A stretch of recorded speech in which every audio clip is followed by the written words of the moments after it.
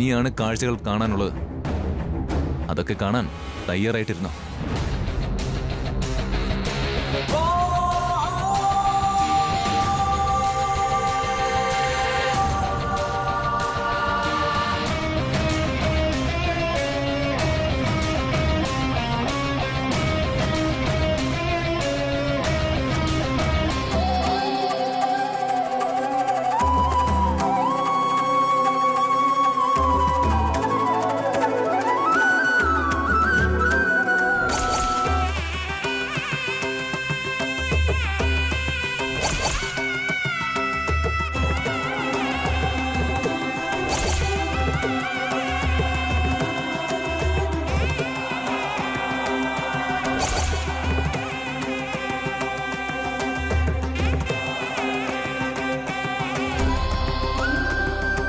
നിന്നോട് പൊട്ടിത്തെറിക്കണം, നിന്നെ വഴക്ക് പറയണം, ഈ വീട്ടിൽ നിന്ന് ഇറങ്ങി പോവാൻ പറയണം.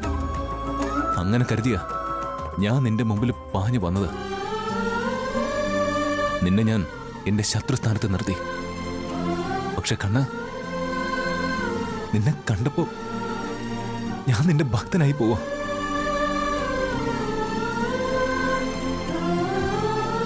എന്തായാലും ഒരു കാര്യം മനസ്സിലായി, ശ്യാമയെ കണ്ടെത്താൻ നിന്റെ സഹായം ഉണ്ടാവില്ല.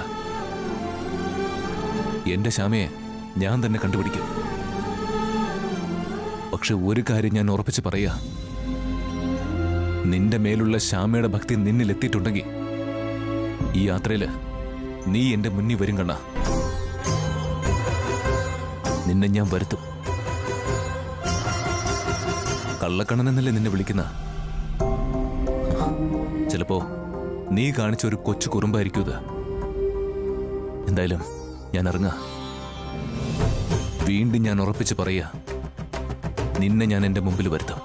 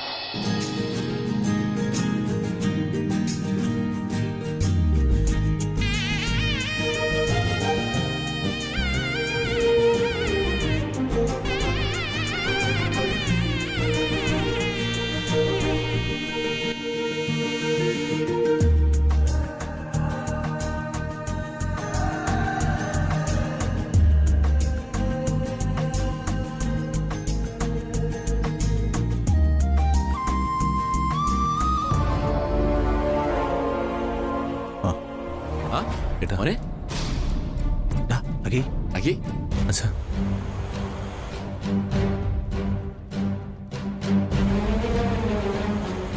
अम्मे अम्मे സ്വപ്നം കാണുക. ആകെ സ്വപ്നോ? അമ്മേ, സ്വപ്നമല്ല, അമ്മയുടെ അഖി തന്നെയാ. അഖി? അതെ, അഖിമോൻ വന്നു. വസു, എന്നെ വഴക്ക് പറയല്ലേ മോനെ. എനിക്കത് സഹിക്കാൻ പറ്റില്ല. വഴക്ക് പറയല്ലേ. അമ്മ ഒരു പാവാടാ. എന്താച്ചാ? അതെ, അമ്മ ഒരു സ്വപ്നം കണ്ടതാ. ശ്യാമയെ കാണാത്തതിന് നീ എന്തോ വഴക്ക് പറയുന്നു എന്നൊക്കെ. ഞങ്ങളും വഴക്ക് പറഞ്ഞത്രേ. അതിന്റെ ഓർമ്മയാ. മോനെ, ശ്യാമ അമ്പലത്തിൽ പോയതാ. എന്നോട് ദേഷ്യപ്പെടരുത്. അമ്മേ, അച്ഛാ, ശ്യാമയുടെ കാര്യം എനിക്ക് വിട്ടേക്ക്. അത് ഞാൻ നോക്കിക്കോളാം. അതിനു വേണ്ടി തന്നെയാ ഞാൻ തിരിച്ചെത്തിയത്. വീട്ടിലെ ശ്രീകൃഷ്ണ വിഗ്രഹം തൊട്ട് ശബ്ദം ചെയ്തിട്ടാ ഞാൻ വന്നത്. സത്യത്തില് ഞങ്ങളെല്ലാരും വല്ലാത്ത കുറ്റബോധത്തിലായിരുന്നു. നീ വരുമ്പോ നിന്നെ എങ്ങനെ ഫേസ് ചെയ്യുമെന്നോർത്തു. എന്തിനാ ഏട്ടാ കുറ്റബോധം? നിങ്ങൾ ശ്യാമ എന്തെങ്കിലും ചെയ്തോ? ദുബായിൽ നിന്ന് ഫോൺ ചെയ്തപ്പോ അന്നേരത്തെ മാനസികാവസ്ഥയില് ഞാൻ എന്തൊക്കെയോ പറഞ്ഞു പോയതാ. അതിൽ ഞാനിപ്പോ ഖേദിക്കുക.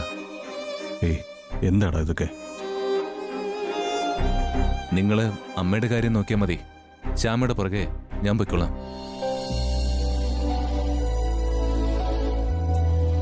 അല്ല അതിരിക്കട്ടെ, അമ്മ കുഴഞ്ഞു വീണെന്നൊക്കെ പറഞ്ഞല്ലോ. എന്താ കാര്യം? പ്രത്യേകിച്ച് പ്രശ്നം എന്തേലും ഉണ്ടായോ?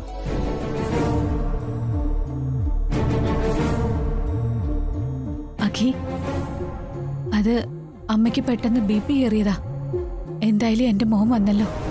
ദേ, എന്റെ അസുഖമൊക്കെ പകുതി മാറി. അമ്മേ, അച്ഛാ, ഞാൻ ഈ നിമിഷം മുതൽ ശ്യാമയെ അന്വേഷിച്ചിറങ്ങുക. ശ്യാമയും കൊണ്ട് ഞാൻ ഇനി മടങ്ങി വരൂ. മോനെ, നമുക്ക് കമ്മീഷണറോട് പറഞ്ഞാലോ? ഒന്നും വേണ്ടച്ചാ, കാര്യങ്ങളൊക്കെ ഞാൻ നോക്കിക്കോളാം. ഇപ്പൊ എന്തോ എനിക്കൊരു ഊർജം കിട്ടിയിട്ടുണ്ട്. ഇനി ഒരു തടസ്സം ഉണ്ടാവാൻ പോകുന്നില്ല. ശ്യാമയെ കണ്ടെത്താൻ ഞാൻ യാത്ര തിരിക്കുക.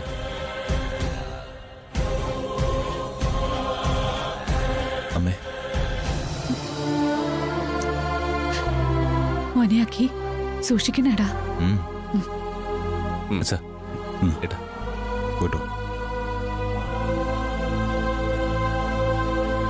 ബസു, സന്തോഷമായല്ലോ?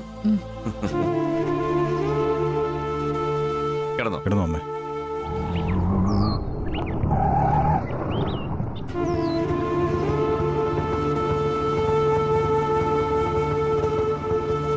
വാമേ, അതൊക്കെ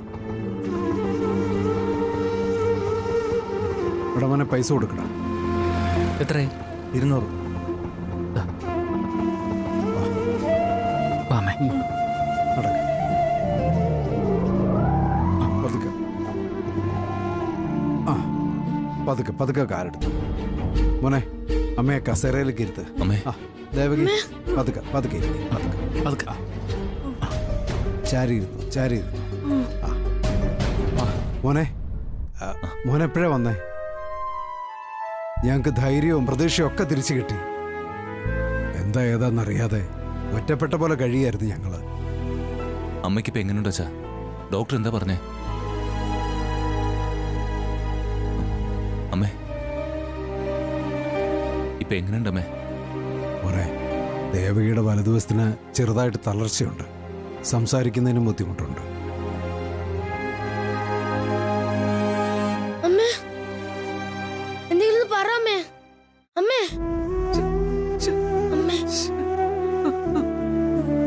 അല്ല, ദേവകി എന്തോ പറയാൻ ശ്രമിക്കുവാണല്ലോ. എന്താമേ, എന്തെങ്കിലും ഒന്ന് പറയേ.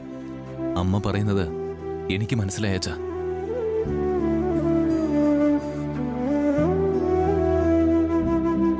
ശ്യാമെന്നല്ലേ അമ്മ പറഞ്ഞത്?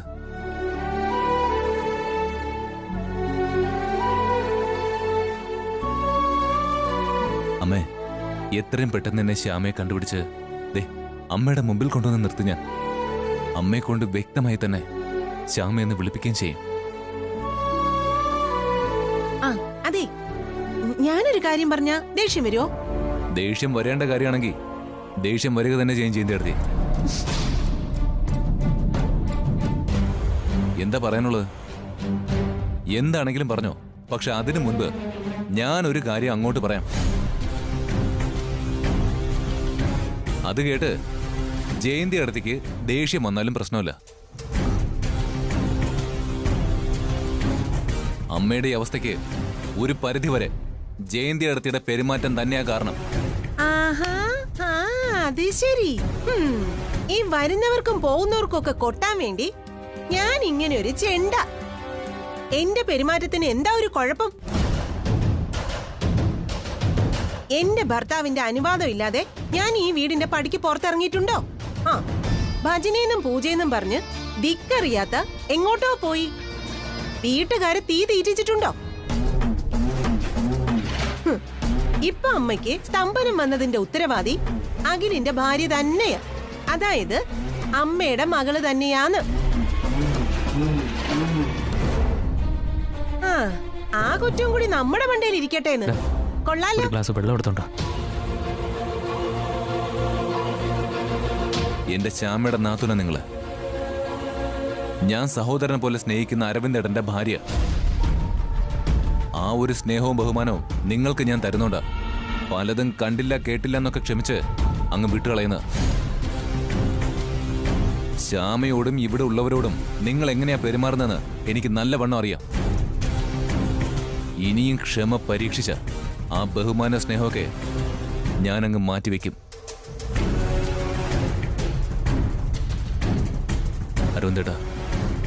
അരവിന്ദേട്ടന്റെ മുമ്പിൽ വെച്ച് ഇങ്ങനെയൊക്കെ പറഞ്ഞതിന് അരവിന്ദേട്ടൻ എന്നോട് ക്ഷമിക്കണം. നിവൃത്തിയില്ലാതെ ഞാൻ പറഞ്ഞു പോയതാ. ശ്യാമയെ കാണാതെ ഓടി നടക്കാ ഞാൻ. അതിനിടയിൽ അവളെ ഇങ്ങനെ കുറ്റപ്പെടുത്തുന്ന കേട്ടാ ഞാനത് സഹിക്കില്ല. എന്റെ ദേവിയെ, ഞാൻ എന്ത് കുറ്റപ്പെടുത്തിന്നാ ഈ പറയുന്നേ? അല്ല, മനുഷ്യര് വാതുറന്ന് 2 വാക്ക് പറയണമെങ്കിലേ മേധാവിമാരുടെ അനുവാദം വേണമെന്ന് വെച്ചാല്, അതും ശ്യാമയെന്ന് വെച്ചാലേ.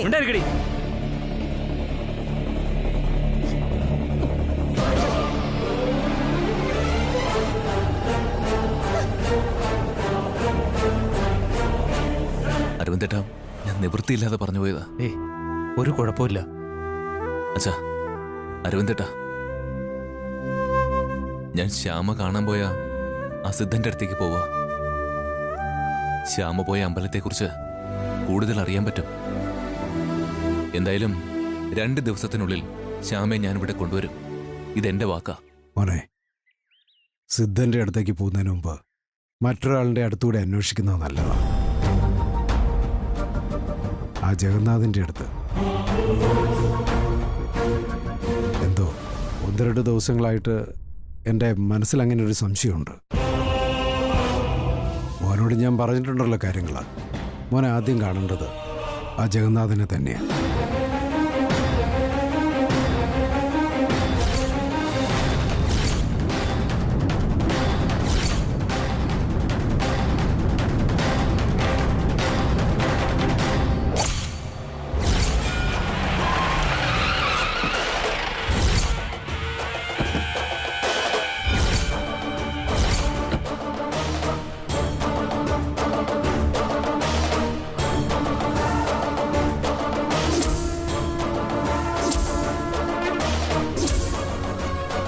എന്താ അഖിലേ, കാറിന്റെ ബ്രേക്ക് പോയോ?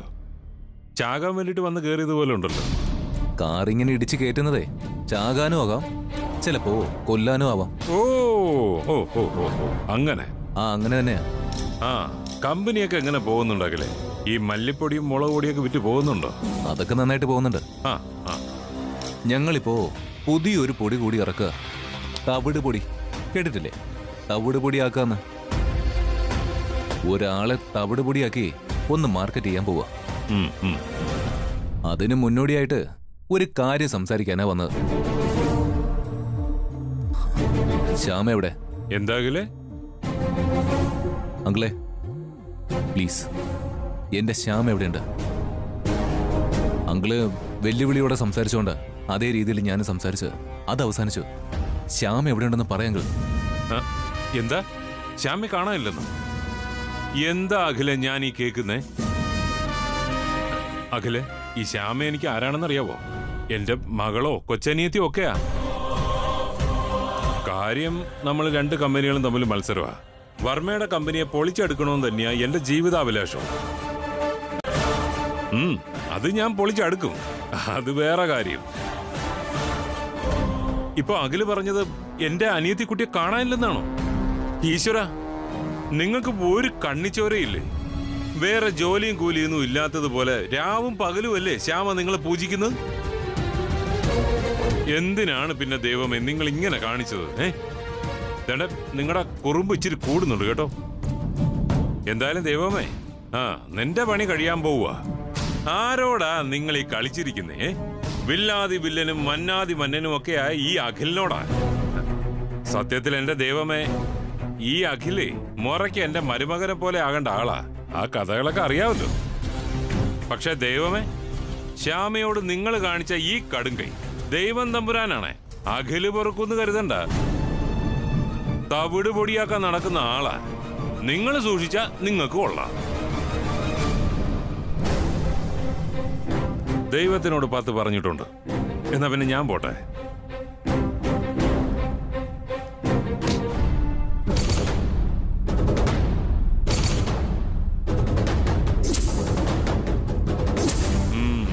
കൈയെടുക്കടാ. സോറി അങ്കിൾ, ഞാൻ ശ്യാമെ പലയിടത്തും അന്വേഷിക്കുന്നു. അവളെക്കുറിച്ച് ഒന്നും അറിയാൻ പറ്റുന്നില്ല. ഞാൻ അപേക്ഷ പോലെ ചോദിക്കുക, അവൾ എവിടെയാണെന്ന് അറിയാമെങ്കിൽ ഒന്ന് പറയാങ്കളെ. അങ്കിള്, ശ്യാമെ പലവട്ടം അപായപ്പെടുത്താൻ നോക്കിയ കാര്യം നമുക്ക് 2 പേർക്കും അറിയാം. അതൊക്കെ കൂട്ടിവെച്ച് ആലോചിച്ചപ്പോ എന്റെ മനസ്സിൽ എന്തൊക്കെയോ സംശയങ്ങൾ തോന്നി. അങ്ങനെയാ ഞാൻ അങ്കിളിനോട് ചോദിക്കാൻ വന്നേ. Please uncle. മതിയടാ അഖിലേ, മതി. നിന്നെ കൊണ്ട് എന്നോട് ഇങ്ങനെയെങ്കിലും കുറെ പ്ലീസ് പ്ലീസ് എന്ന് പറയിക്കാൻ പറ്റിയല്ലോ. നീ പ്ലീസ് പറയാൻ തുടങ്ങിയിട്ടേ ഉള്ളടാ. നീ കണ്ടതൊന്നും അല്ല ഈ ജഗന്നാഥൻ. യഥാർത്ഥ ജഗന്നാഥനെ നീ കാണാനിരിക്കുന്നതേ ഉള്ളൂ. ഞാൻ രണ്ടും കൽപ്പിച്ച് തന്നെയാടാ കളിക്കാൻ ഇറങ്ങിയിരിക്കുന്നേ.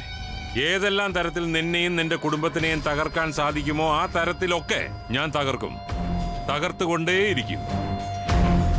അതിന് ഏത് മാർഗവും ഈ ജഗന്നാഥൻ സ്വീകരിക്കും. എന്നെ തവിടുപൊടിയാക്കൂന്നല്ലേ നീ പറഞ്ഞത്? നിന്നെ ഞാൻ പപ്പടം പോലെ പൊടിക്കൂടാ. 5 വർഷം അതിനുള്ളിൽ നിന്റെ കമ്പനികളെ ഞാൻ എന്റെ കാൽ കീഴിൽ കൊണ്ടുവരും. അവൻ വഴിയിൽ കാർ തെളിഞ്ഞ് ഭാര്യയെക്കുറിച്ച് അന്വേഷിക്കാൻ ഇറങ്ങിയിരിക്കുക. എടാ, സ്വന്തം ഭാര്യയ്ക്ക് സംരക്ഷണം കൊടുക്കാൻ പറ്റത്തില്ലെങ്കിൽ കെട്ടാൻ പോകരുതായിരുന്നു.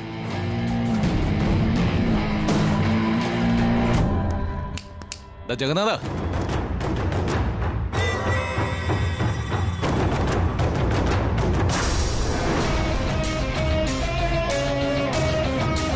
എന്റെ ജീവന്റെ ജീവനായ ശ്യാമയെ കരുതിയ നിന്നോട് കുറച്ച് മര്യാദ കാണിക്കാന്ന് വിചാരിച്ചത്. ഒന്ന് താഴ്ന്നു തരാന്ന് കരുതിയത്. ഞാൻ അപേക്ഷിക്കുന്നതിൽ നിനക്ക് സന്തോഷം കിട്ടുമെങ്കിൽ കാര്യങ്ങള് അങ്ങനെ അവസാനിക്കട്ടെ എന്ന് കരുതി. പക്ഷേ നീ 2 കൽപ്പിച്ചാണ് കളിക്കാൻ ഇറങ്ങിയതല്ലേ? നീ 2 കൽപ്പിച്ചാണെങ്കിൽ ഞാൻ 1 കൽപ്പിച്ചിട്ടുള്ളൂ. ദുഷ്ടനായ നിന്റെ നാശം. ആ ഒരു ഒറ്റ ലക്ഷ്യമേ എനിക്കുള്ളൂ. നീ എത്രയൊക്കെ ശ്രമിച്ചു, ഒരിക്കലെങ്കിലും നിനക്ക് ജയിക്കാൻ പറ്റിയിട്ടുണ്ടോ? അതിന് കാരണം എന്താണെന്നറിയോ?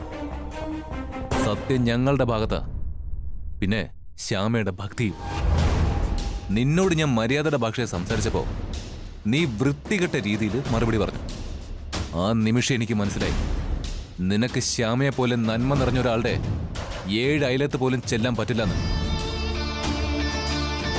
ഇപ്പൊ എന്റെ സംശയം പേടി മുഴുവനും പോയി. ശ്യാമയെ ഞാൻ കണ്ടുപിടിച്ചോളാം. ശ്യാമയെ നിനക്ക് കിട്ടത്തില്ലടാ. ഇത് ജഗന്നാഥന്റെ വാക്കാ. ജഗന്നാഥന്റെ വാക്കായതുകൊണ്ടാടാ എനിക്ക് നല്ല ഉറപ്പുള്ളത് ശ്യാമയെ എനിക്ക് തിരിച്ചു കിട്ടുമെന്ന്. ഇനി അഥവാ ശ്യാമയ്ക്ക് എന്തെങ്കിലും സംഭവിച്ചിട്ടുണ്ടെങ്കിൽ നീ മാത്രമല്ല, നിന്റെ പരമ്പരയെ തീർന്നു.